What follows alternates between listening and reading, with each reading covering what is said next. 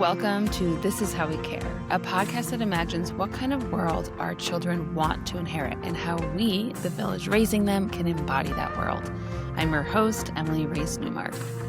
Thank you for being here. I am a little crusty still from sleep because my 18-month-old decided to party from around 3 a.m. to 5 a.m. And it was one of those moments, parents of young children or those with older children, if you can remember what this feels like, it's just one of those moments, right, where I had to surrender and be like, this is what's happening. And it's okay. I will make up for the lost sleep at some point. And I honestly just was having fun with her, giggling as I was hiding her under the blankets, whatever. But why am I talking about the throes of early childhood? Well, because in this episode that you're about to listen to, we're talking about very directly what it means to care for the future generation. So our guest today, Johannah Reimer, is someone who spent a lot of her life working with youth in all different stages of life. She's also a mother herself. And so in this episode, we talk a bit about the developmental arc and how we can show up for our children, but specifically her work in supporting young girls as they step into that threshold of young womanhood is so exciting to me. I actually met Johannah in a very kind of kismet way. I was at a birthday party for someone who's very dear in our hearts and is part of my village here. And I was talking to Johannah. She was a new face, and I was sharing with her a bit about my work in revillaging and supporting parents and bringing the village they were meant to inherit back to life. And she was like, I totally get it. I refer to it too. And she shared a bit about her work in supporting young girls in stepping through this threshold, this initiatory process of becoming young women. And I was so enthralled by this. I was like, yes, this is such an important piece of revillaging, of bringing the village back to life, is how do we support what it means to become an adult, what it means to kind of slowly leave childhood behind? How do we support that? And for those of you listening, think about it. What was your experience of stepping into young adulthood?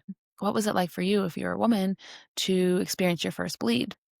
So we get into this in our episode with Johannah, but to create the world of who Johannah is for a moment, she calls herself a soul-centric educator, which is definitely something we need in these times. She's a ceremonialist, a teen mentor, and an artist of many trades. She's also a mother to her son, Haven, and she's trained as a Waldorf teacher. As she speaks to in this episode, she's been working with children for over 20 years, and a lot of her lens comes from that lived experience of seeing what is missing in our education and how she could start to fill the gap. One thing about Johannah that I really admire is that she really honors and points to her elders, those that have come before her, that have shown her the way. And so some of those include Sage Hamilton and Melissa Michaels of Soma Source. Johannah has worked under the guidance of her elder Sage as a Waldorf teacher for many years. If you're not familiar with the Waldorf philosophy, Johannah will share a bit about that here. Johannah also has been an embodied leader for the International Youth Movement, based in Rites of Passage with Golden Bridge and Golden Girls Global. You're going to hear from Johannah in a moment, but one thing I wanted to plug before we get into this episode is that she has an upcoming workshop coming up. So if you're listening to this in early December, you might want to sign up for her Rekindling the Hearth series. This is such a beautiful series that's about exploring seasonal and ancestral ways of deepening our family lives. I know that is something I am definitely on a path of rekindling, hence the title. This next workshop on December 11th is focused on the winter solstice and the roots of Christmas. So if that speaks to you, you might want to go ahead and sign up for that now. It's in the show notes of this episode. All right, I'm so excited to share this episode with you. Let us know what you think and share this episode if it really speaks to you, so that this vision of possibility doesn't just live with a few of us, but with many. Enjoy. Welcome, Johannah. Thank you so much for being together in this conversation. I know we just took a grounding moment together, and I'm really feeling excited for what emerges in our conversation today. Me too. Thanks for having me. If you don't mind sharing a story of how you got into this leadership that you're holding, how did this all come to be? Yeah, education has just always been a calling for me, not necessarily one that I chose, but it chose me. I've really felt claimed by the future generations throughout my life, starting from when I was 18 and became a preschool teacher. And over the years of my 20s, traveling and living in different parts of the world, I just always found myself in schools. So I found my way just being in relationship with the youth in creative ways. And, having traveled the world throughout my 20s and parts of my 30s, just you see the struggle that is going on from colonialism, capitalism, and how it affects, different regions, environmental catastrophes.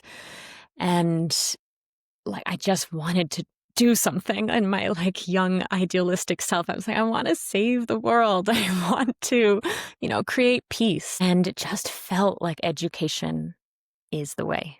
That education and also the way we raise our children. But for me, being a childless person at the time, education was the path to really creating new pathways to a different culture of building more relationship with the earth, building more relationship with spirit. I was on this mission by the time I was in my late 20s to find what was the most holistic model of education. And having explored so many different modalities, what I landed on was really like spirit whispering in someone's ear and telling me that I was a Waldorf teacher and didn't even know it. And something alchemical happened in me in that moment. And the next day I'm looking up a Waldorf teacher training, and a week later I'm moving my entire life and body to Oregon to go become a Waldorf teacher quite spontaneously. And yeah, I would say all the different work I did with children in different ways, it's been like about 20 years of working with kids, you start to see patterns. And there's these gaps that are missing even in holistic models of education.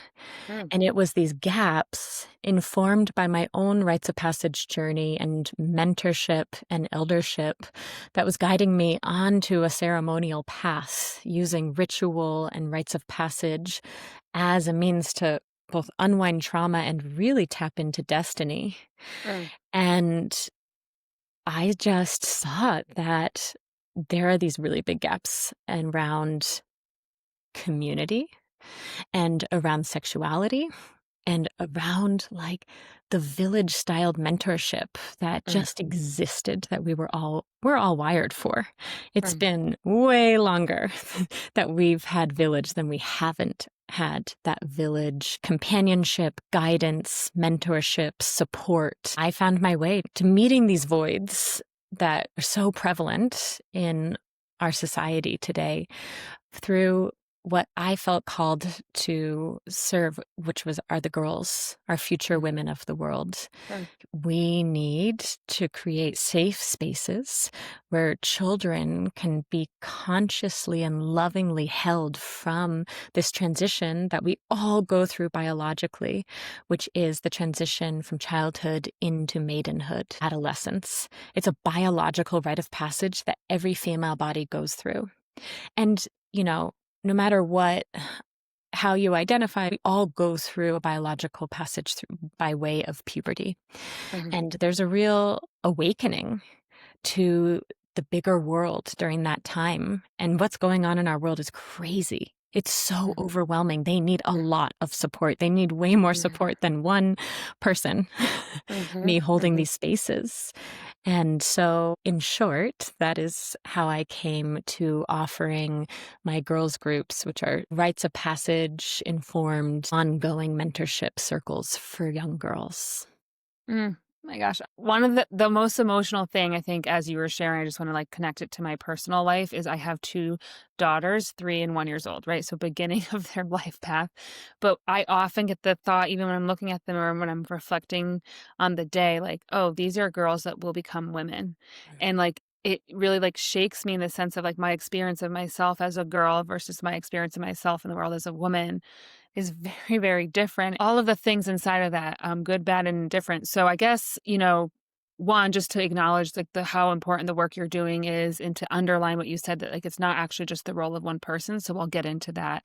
But I would also like to just slow it down. And even for those who are rites of passage sounds interesting, but what do we mean? Can you define for us? What do you mean by rites of passage? Sure. Rites of passage is really a term that was coined by, around the turn of the century, a man in Europe who looked at different indigenous cultures and saw that there was a pattern in initiatory rites that cultures used to help mark a transition from one phase of life to another. There's different rites of passages now, right? There's like cultural ones, and then there's biological and archetypal ones. And so I see it as like there's traditional rites of passage and modern day rites of passage. And we can kind of unpack that a little bit more. But just to go back to the 3 stages of a rite of passage is that there's a clear structure. The first stage is leaving behind your ordinary life. So it's severance. And it's the separation from an older identity, just like the mundane part of your life that's just kind of going through, you're just cycling through life, right? We can't have a transformational or threshold experience if we're just doing the same thing day to day to day to day to day. So there's a severance. And so that's that separation phase. A vision quest is a very common rite of passage now where, traditionally Native American, there's definitely different parts of the world that have used fasting, but you're leaving behind your life and you're going up on the mountain, let's say, right?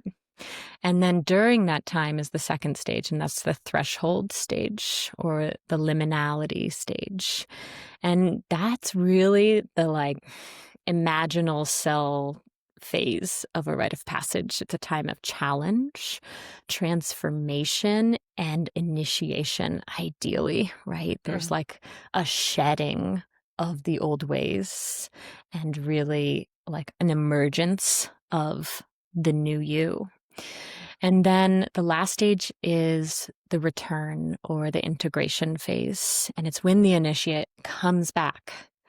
And ideally, if we've done the rite of passage well, they come back with a new status, their new role, and they're welcomed and integrated back into life in a new way. And that is really what our culture struggles the most with, because we love to step away from everyday life and we love transformational experiences. I mean, they're sold to us, like they're marketed, and everybody wants to have this amazing transformational experience. But what we don't often do is the integration. And so how do we actually mark that adolescent is no longer a child, or an adolescent is now an adult, or a mother is not who she used to be since giving birth and going through that initiation? How do we actually make that an initiation too? Not just, I did this thing and so, I'm different. It's like, what is really different? And that's where the guidance and support of community, of elders, of what you and I love to call village. It's like, that's actually where we really need witnesses and guides. And that is, so lacking in our times. And it's something to really grieve and to really seek out. There are elders out there. And my teacher, Stephen Jenkinson, he always says that's like, you make the elder by going to the elder. An elder, just by way of age, doesn't mean you're an elder. We actually need to call forth the elder. And so really it's a plea to all of us to go out, find the elders, make them elders by seeking them out, by asking them questions, by being in their company.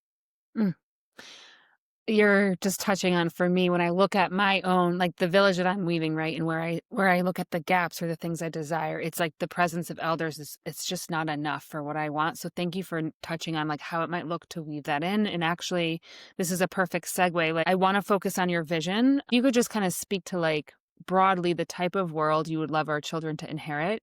I know it's such a big question, but yeah, what would that look like and feel like, and how would we experience it?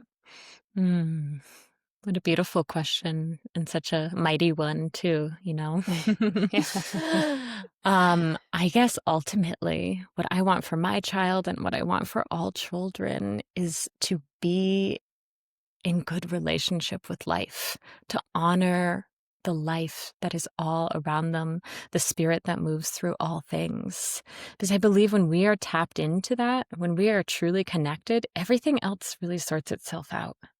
When we live a prayerful life, when we live in connection to spirit and see that everything is alive and we are all dependent on one another, I think everything else sorts itself out.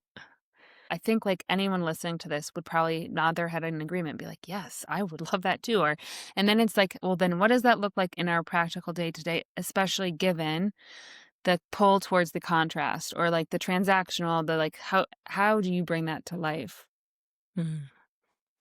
Yeah, it all begins with how we live our lives, Mm-hmm. working with children. It's like, how are we modeling the Mm, world that we want mm-hmm. to our children while a world is falling apart, quite literally? I mean, we are in Yeah. really, really scary times. And it only seems to be getting worse. And, Yeah. Joanna Macy, who talks about the great turning, it's like we are in that great turning right now. And there are different places that everyone is needed in the great turning. There are people who need to help deconstruct Mm-hmm. all of these unhealthy, capitalist, patriarchal structures. And we also need people holding off all the environment devastation that's happening and Mm-hmm. destruction. And then we need people creating the new, the alternative. I did activism and it burned me out so badly. And so I've really put all of my energy into creating a different culture for girls. Mm-hmm. And then, of course, I gave birth to a boy. So now I'm like, okay, we need to not genderize this whole thing. All Sure. humans really need more village. We need more community. We need more ritual. We need more ceremony. We need more time outdoors to counter the insanity of technology. I Mm-hmm. believe that that is the antidote. And schools are, I mean, I live in an alternative, tiny little town. And this public school, first grade, you get an iPad. And with the dawn of AI, it's like, what? How are we going to counter all Mm-hmm. of this? The age of Aquarius is not just peace and love and village, it's also technology. And Right. so I wonder about what our children are inheriting with the rise of consciousness. I believe consciousness is definitely changing and people Yeah. are starting to wake up, but there's also the rise of technology. It's constantly an evolving question. There's Mm. always something new emergent in life. And so my work is always changing. And right now, it is really centered around bringing ceremony and ritual and authentic expression and deep belonging to Mm. girls. And Mhm. I do that through the girls group by creating safe containers for girls to really bring all parts of themselves.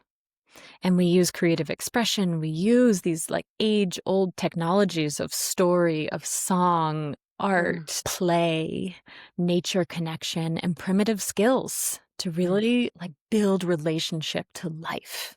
Mm. Mm.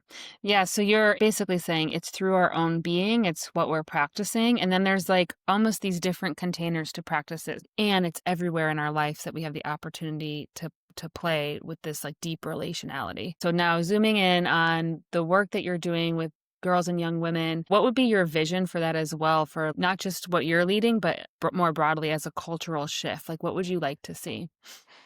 Mm, beautiful question. Yeah, I think that, you know, initiation practices, because they are so rooted in our DNA, Mm-hmm. that these are traditional ways, and something has really gone awry in our time. And we have to look back, I think, to these old practices, and we have to create new ways to bring them because we haven't been given the map.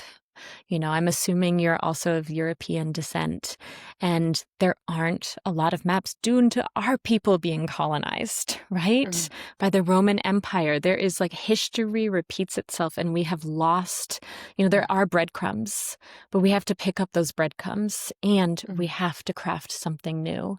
And so, really, that's my plea and my hope. And really, the call that I have heard is like crafting something new, unique to the group of girls that are in front of me. Mm-hmm. And that would be my hope for everyone out there, to really listen and attune to what's happening right now in Mm-hmm. the group field that they exist in.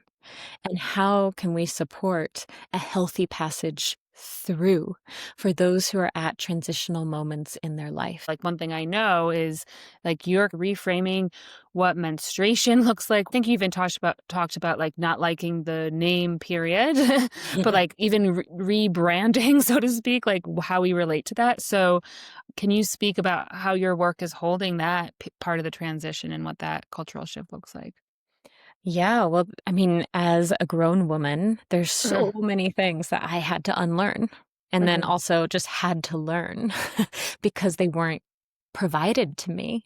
And I believe it's our birthright to share this like wise woman information that was traditionally passed on in ceremonial and ritual based ways, way back to the red tent era. And, every culture had their own version of the red tent. And women have always gathered, and we need to keep gathering and to pass on these ways. What's so common now is women's groups. Rites of passage and vision quest became popularized, like many decades ago, I think in our more modern culture. But there mhm, weren't really initiation rites that became more popularized for women. It's like women's circles. And mhm, yes, that's beautiful. That's important maintenance. But what about the younger generation? What about all these girls who aren't getting this information at mm. school, or most are not even getting it from their families? And so, like, that's again going back to why I chose education, because it's like we actually have the opportunity by working with the youth to create a future culture that is rooted in whatever the values that you're imbuing the children with. Yeah. It's hard to change people who are in their 50s and Yeah. 60s and 40s. And so I'm more interested in going to where there's pliability and they are innately connected. They are Mhm. innately connected to spirit. They are innately connected to the animate forces all around. You go out in the woods with a child and you will experience how connected they are. It's us who pull them out of that, right? Through psychologizing things, through Mm. asking too many questions and pulling them out of their experience and into their intellect, which we actually don't need more intellect in these times. We need more soul and more heart and more earth-based connection. The intellect is going to be there. Yeah, well, yeah, especially with AI, I'm like, I hear you, right? Like, I think about this too. It's like, where are we headed and evolving, and what are we worshiping in the process? I'm so with you on that path of like, how can I embody and model for my children like that's a safe place to be is in their sensory. Talk to us more about in that adolescence phase, like maybe even developmentally, is there like a shift that's happening with more praise of intellect, or like what does that look like, and how are you holding on to the spiritual, the soulful? Yeah. So when adolescence hits, the intellect does come far more on board. The first 7 years, the like organs are all forming, and it's really about like rhythm for the child as those rhythmic organs are fully forming. And from a spiritual perspective, that Rudolf Steiner, I learned from my Waldorf training, he teaches that as the child's physical body is forming, they are sharing an etheric body with their mother. And the etheric body is the life force body. And once the like milk teeth start to fall out from the child, that means that all those forces that were focusing on the organ development are now free for thinking. And that's when ideally a child would start their education journey. And, now we're teaching children by the like 2, 3, 4 years old in preschool when all they need to be doing is playing and connecting with the earth.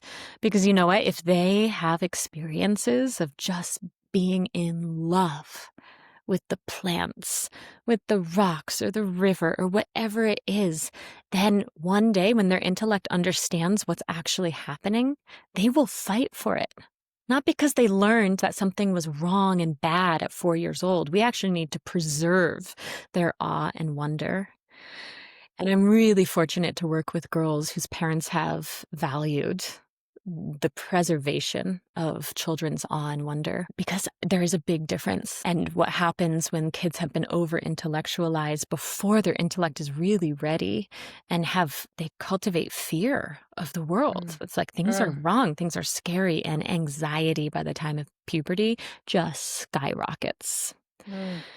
And so the next 7-year cycle is 7 to 14, and that is when like the child's etheric body is forming the rhythm, and really when in at least Waldorf education, you have the same teacher from first grade through 8th grade, those whole 7 years.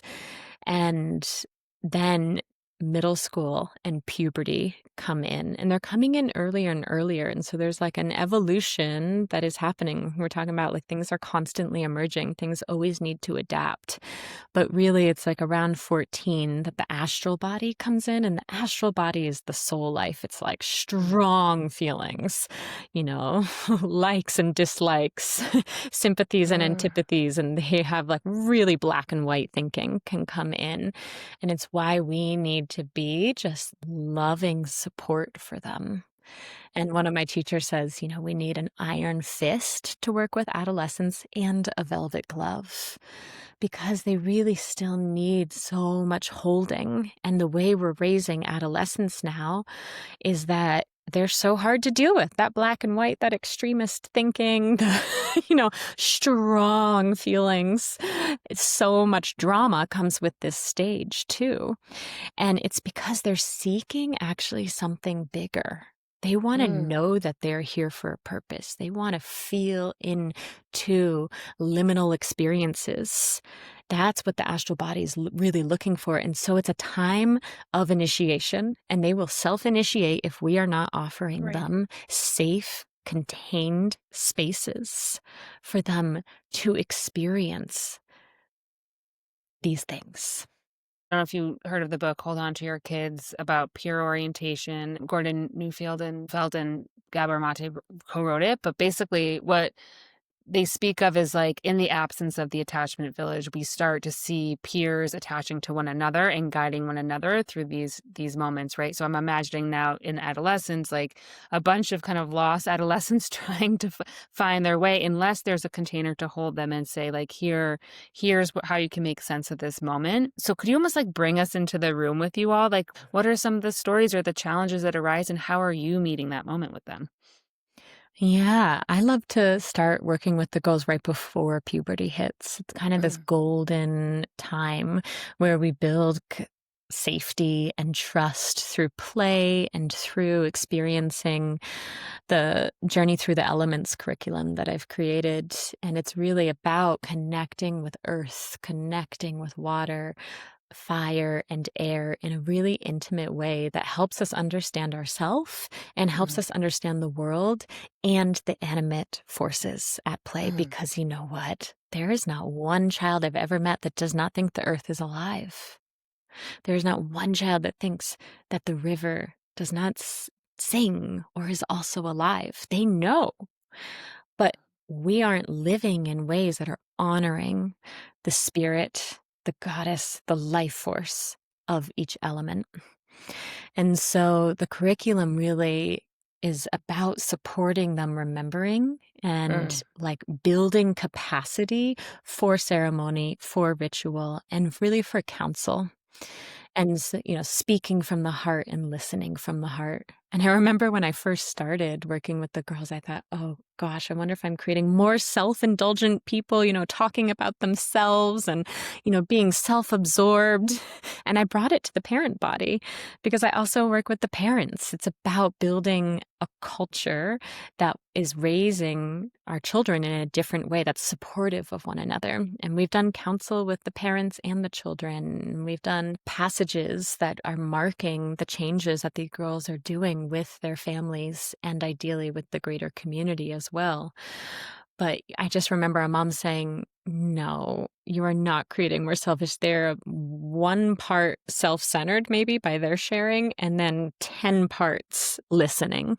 And I realized, oh yeah, it's also a part of building the capacity to truly listen. Imagine if our leaders had learned the art of counsel at 10 years old. These girls have things to share. And when you create the space, things start to arise. And every single group is different. There's a different group soul that emerges. And so there is this archetypal blueprint of the elements that I use. And it culminates in the rite of passage from childhood into maidenhood. And as I see it, it's like just because they start bleeding, just because their breasts are budding and they go through this challenge that I have for them, it doesn't mean that they're suddenly women, right? I think that when I was a young girl and I started my moon time, my mother, all she said to me was, "Congratulations, now you're a woman."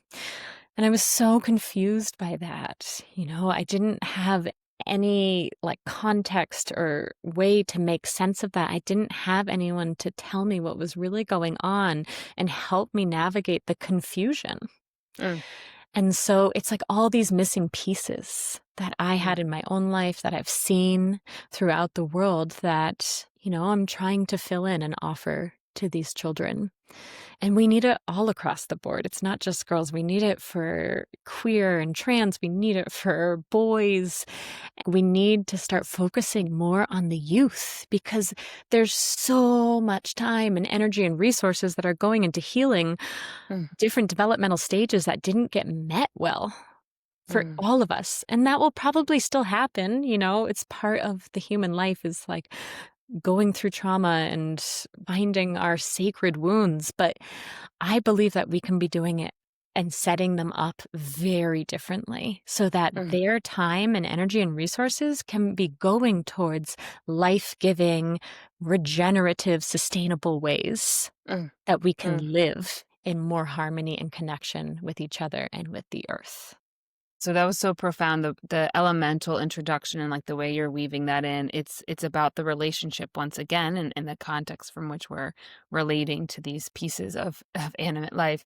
And then another element I'm seeing or another component is the counsel that you're speaking of. I had recently been thinking counsel, it's a energy that I'm feeling that's lacking, that I'm craving. And so I would love for you to describe that more. Is it just sitting in a circle and everyone sharing or what is really what is the essence of what's happening there? Yeah. Well, there's a great book, The Way of Counsel, and that is a great starting place for anyone interested in the art of counsel. There's many different ways. And the way that I have found works best with the girls is to really set the stage and share the rules of counsel. They start off with speaking from the heart, listening from the heart, no crosstalk, no interrupting, which is really a new pattern for young girls, especially adolescents who love to blurt out. And so it asks for some restrainment. And then being lean on words. And that's not really a rule that I emphasize much with girls because just getting them comfortable with sharing can sometimes take years. Some girls are instantly vulnerable and really have the capacity there. And then some of us, I know for myself, being vulnerable is hard. And so, over time that happens. But just the rule of being there, listening from your heart and speaking from your heart, that alone creates a completely different energetic field. And, we just go around the circle. Sometimes I give prompts, based on whatever themes we're working with. And the older ones really, they come in after a couple of years of doing counsel with me and they just beg for it. They're like, "Can we please do counsel? Can we please do counsel? We need to do it counsel." And I see how hungry they are for something deeper than the surface. And, I can only speak from my own experience of witnessing what they have shared in some instances, really, even deeper than some women that I've sat in counsel with. It's really profound. Why aren't we creating these spaces more readily for all of us? And maybe it's just that some of us haven't had the experience. Yeah. And my prayer is that all your listeners and everyone everywhere, gets to have these opportunities and these experiences. And that's why our education system is so important. And there's so much red tape, so much bureaucracy. I really thought I would be working in the public school system trying to bring some of these ways, and it just wore me down. And so, I've found my circuitous way to bringing it. And yeah, I think that there are so many misses happening because we're all burnt out and we're all overwhelmed, and there's so much being asked of us and stretching us in ways that consume us and not necessarily the ways we want to be giving to our life and to our world. And so how do each of us for our own selves really carve out the time to take care of ourselves? And how about taking care of ourselves in community? We've hyper individualized our entire world. Everything is about ourselves and what we need.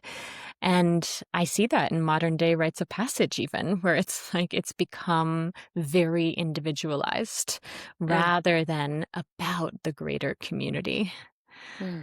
And it used to be for the whole village that we initiated our youth, right? Because we passed on our values, our own cosmology, our ways with the next generation through initiation. Yeah, well, I'm glad you're saying that, 'cause one thing I'm actively reimagining is that the role of raising children is not just this nuclear family, but rather like the role of many aunties and uncles and grandparents and, all these generations. And I also feel in that there's a call and a prayer to those who don't have children, they birth themselves, to say like, you are needed here. And we it's not this delineation of either you have kids or you don't. So, whether it's in the rite of passage of adolescence to adulthood or whatever piece of this, like, what is your vision for the aunties and the uncles? Like, how would you like to see these other adult figures play a role? I think it's the same way as I spoke to about elderhood. Like, go extend yourself. And make yourself a village uncle, a village auntie by extending yourselves. Get curious. I have a niece and a nephew, and there's certain ways I extend myself to them. But what about all of the other youth that are actually far more in my life because my sister lives in New York City, right? So I actually don't see my niece and nephew very often. And we just go through our life with blinders on so often. And so how do we actually take those blinders off and see what's right in front of us? And if there's a child, there is for sure a need there. We don't ideally wait until there's a crisis. Like, we want to be preventative. And that is really what my work is about, is like preventative work. How do we support them along the way, knowing what they need?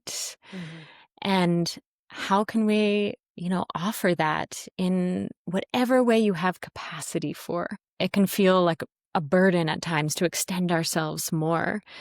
And being village-minded is simply extending yourself in the ways that you can, like stretching yourself maybe a little, extending yourself, because you know what? You might actually get filled up by that service, by that care, because actually it's reciprocal. When we give in that way, we will receive it, and only mystery will know how we will end up receiving it. The blinders piece, one of the ways that I notice this for myself is just simply at the playground when there's I'm at the playground with my kids, and then I'm like, oh, and there's another set of kids playing there and there. And my initial experience was like, oh, everyone's in a bubble and I'm not going to disturb them. I'm not going to be this like creepy woman. But I'm like, but why? Where is the creep factor coming from? I'm good-hearted. I'm a mother. I am coming from care, and I'm not going to force a connection on a child that's not open to that. But why am I not coming from a place of like, this is my child also, I care for this child also. So I do think there's a mindset piece to that. And I love that invitation to just play with the extension, see where you could stretch in ways that also may feel good. Yeah, that can also trigger other parents, there is such a divide. And what I see as the reason for that is that we have not matured past adolescence. And this is also why we deeply need rites of passage work. We need actual threshold experiences that help mark us from one stage of life to another, where we actually are passing through a different stage, because we live in an egocentric world. It's all about us. And so I really believe that initiation is the way to expanding ourselves into a more than human and more than self-orientation, which Mm. Bill Plotkin would call ecocentric, right? We want to move from an egocentric culture to an eco. We are also rubbing up against so many adolescent identities out in the world, no matter what the age is, whether they're Wow. adults, whether they're grandparents, they might still be acting from the seat of a 16-year-old. Wow. Wow. Wow. Meaning like there hasn't been, because there's no initiation there, there hasn't been an orientation towards the collective and to how I am a part of a greater whole. And so there's that defensiveness is coming from an ego-driven place is basically what you're saying. Absolutely.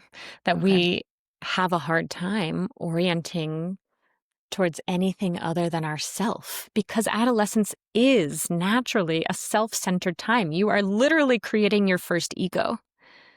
And part of rite of passage is letting that ego die so a new one can be formed. Carl Jung speaks to two egos that are formed. And it's like the first one is formed during adolescence. And if we don't have culturally intact, value-based rites of passage that initiate the adolescent into true adulthood, that second ego isn't going to get formed. Wow. And that is what we're contending with in our world. Look at our leaders. Look at the leaders throughout the world. Frozen in adolescence. Frozen. Yeah. Yeah. And, Yeah. I do, to speak to the training, I offer a girls group facilitator training for women that are interested in this call to being more of a village auntie and holding girls in this really sacred, ancestral way. Sure. And I asked them in the application, did you have a rite of passage at any point in your life? Like, was your moon time honored? Out of 100 applicants, I have had one person say yes. Wow.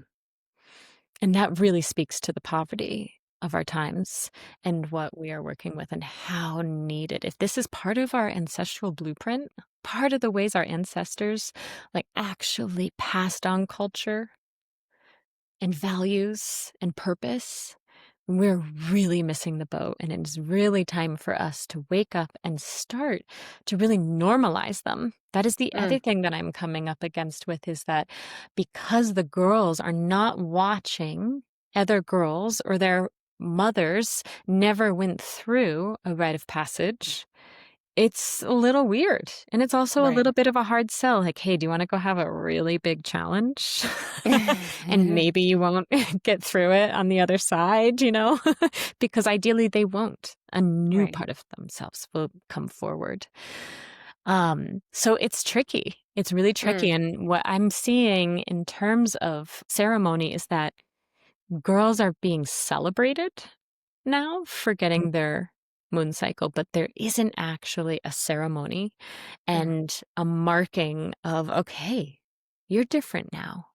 And what's your role? How am I going to treat you differently? Mm. So I think what you're touching on is really critical too for listeners who are leaning into this conversation. They're like, I love this vision. I love that you're doing this, but like I haven't experienced this myself. I don't have the embodied experience of what this means or feels like. So how do we hold space for something we haven't received ourselves? Like, what's the invitation there where you would guide someone to start? Yeah, that is the conundrum that I have really had to contend with. Sure. And I remember holding my first moon ceremony for my first round of girls that I stayed with from 5th grade through senior year. And the girl who started her period first, she really wanted to have, a ceremony.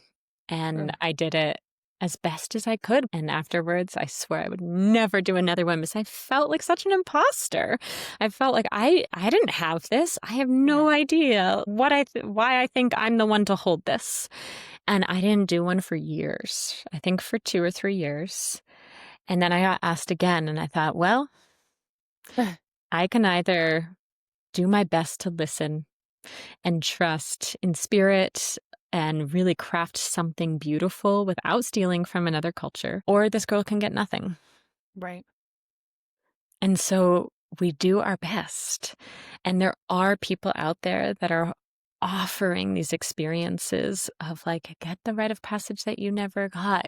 Go Hmm. like find Animas Valley Institute or School of Lost Borders or Tree of Life initiations. They're giving a retrospective, like first moon time initiation so that we can then offer it to the girls.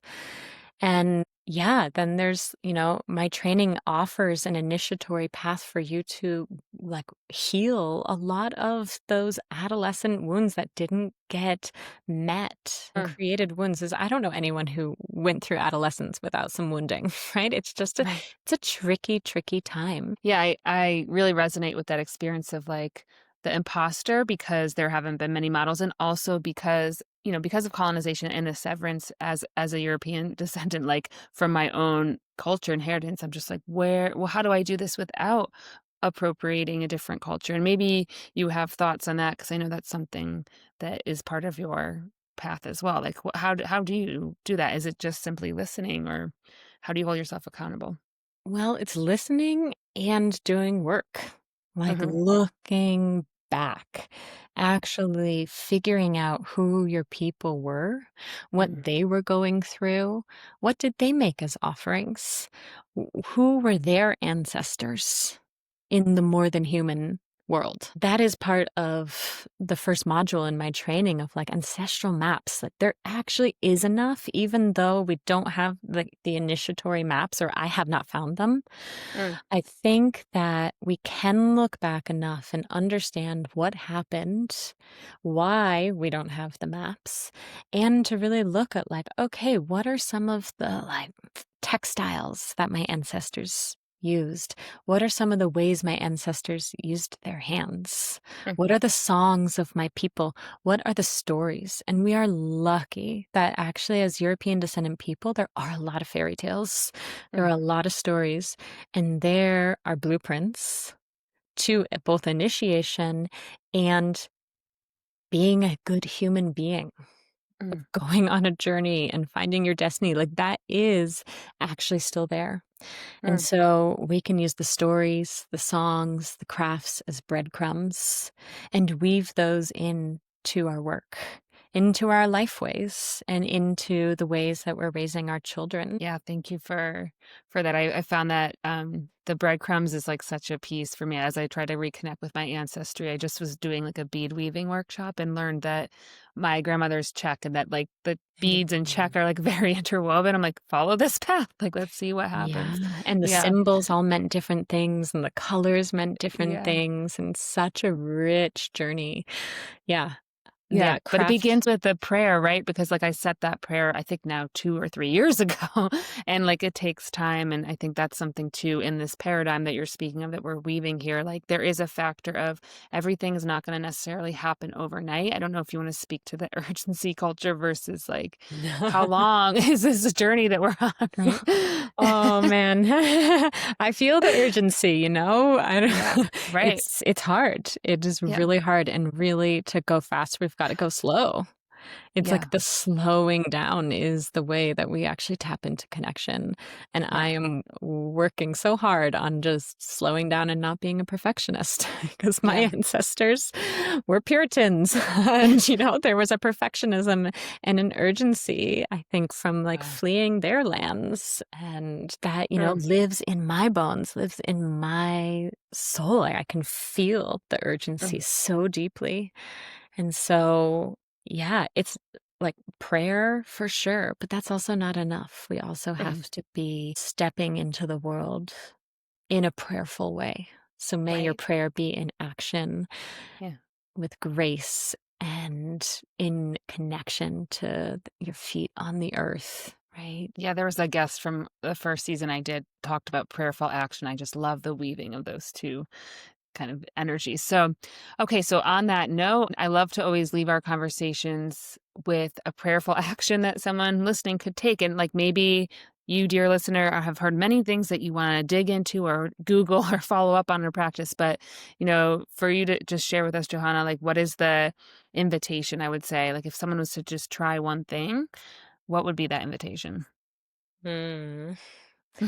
Well, I would say start off with finding out who your people are, where they came from.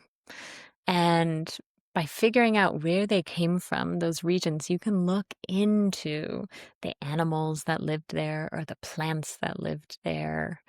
And based on those, I think that you can start to tap into a cellular memory and a way of both slowing down and being in that prayerful action for more connection. Mm, Because I believe our ancestors are on the other side, really on our team. And they're so hungry for us to like find our way, mm, and we all are indigenous. We all were indigenous to a place. And mm, even if you're an orphan now and you're on Turtle Island or wherever you find yourself, we did come from a place and we can go back to that place, not necessarily physically, that'd be great, but by learning about the plants and the ways, the crafts. And that has been one of the most fulfilling things for me, and for mm, me to be able to share that with the girls mm, and share, like, not because, some other culture that I think is cool did something, but because my people did this. And there's just a meaning that is imbued in every aspect of that reconnects us to body, mind, heart, and soul of the universe. mm, And I've seen that be really inspiring to the youth. And so many of us, are confused by the times and confused by what's going on, especially the youth who are being born into these end times. mm, And mm, so to offer spaces of sanity, mm, sanctuary that have meaning, mm.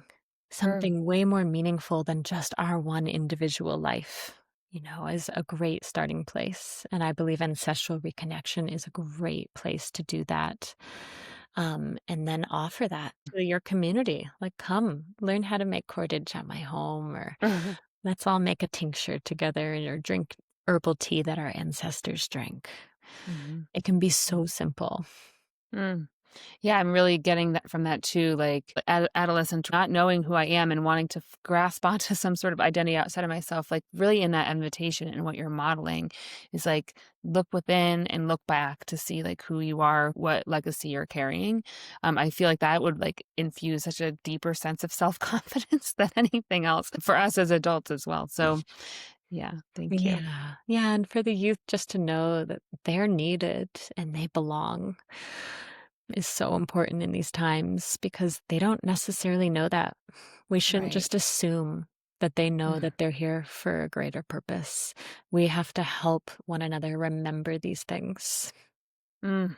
Oh, beautiful. Thank you. We'll link in the show notes all of the latest ways that people can connect with you. But if there's anything else you just want to speak to in terms of how can we support you and this work that you're doing, please let us know. Oh, thank you so much. Yeah, you Yeah. can just check out my work, wakefulnature.com. And yeah, there's Yeah. lots of Well, ways to connect. beautiful. Thank you so much, Johanna. I am very filled by this conversation and grateful that we are in geographic proximity so that I can continue to learn from your wisdom. Yeah, thank you. Thank you so much for listening. That episode really warmed my heart and has me thinking so much about the ways that I can weave this village auntie identity into my own revillaging experience. And if you are someone who, when listening to this episode, have been sitting with who am I for my village? What am I calling in terms of relationship with elders or with youth? Or how am I weaving in relationship with nature? If those are some of the questions you're sitting with, I want to quickly highlight that I hold several containers to support you on your own revillaging path, which really begins with connecting with your own inner villager, who you are as the villager, what feels authentic to you, and what does your contribution to the village look like? What are you building? What are you creating? What kind of village are you helping to birth into being? So if you're curious to explore what it would look like to receive support on your revillaging journey, to be held in a container of deep reflection, of accountability, and of mentorship rooted in truly love, then I would love to talk to you. We could have a free discovery call, hear more about where you are at in your journey to find the right container that meets you where you are right now. You can find links to book that discovery call with me over at the show notes or to connect with Johannah further. She's always birthing new offerings, including some of the ones that she mentioned here today. Hope to see you over at thisishowwecare.substack.com, where you can find all of those links, transcript for this episode, and share this with others. Thanks for listening.